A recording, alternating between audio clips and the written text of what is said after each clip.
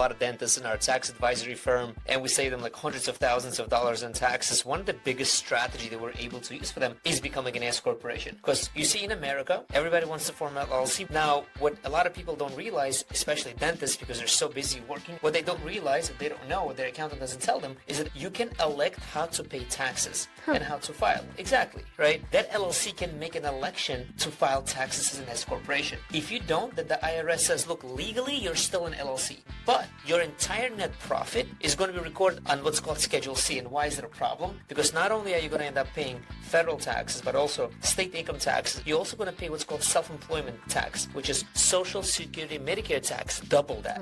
Let me explain to you what that means. If you ever had a W-2 paycheck job? Yeah. What's your background? I used to be a teacher before. Right. So introduce yourself, right? Guys, this is Mariana, my wife, okay? She's not here just to look pretty. She's here to ask me questions that you guys ask. But you were a teacher, and if you remember those days when you received your paycheck, there was Social Security Medicare withholdings, right? So did you know that every time they withhold Social Security Medicare tax from you, the employer, the school that hired you, had to withhold exact same amount? I learned only much later. You learned much later after watching all my videos, Yes. right? From your husband. So that's what happens when you report your net profit on your Schedule C. So if you're a dental practice owner and you have really high profits, pay yourself a W-2 salary. There's no double taxation with an S-corporation and not subject to payroll taxes. And shockingly, a lot of people don't realize that, yes, it is your money in your S-corporation and you can take it out as a distribution.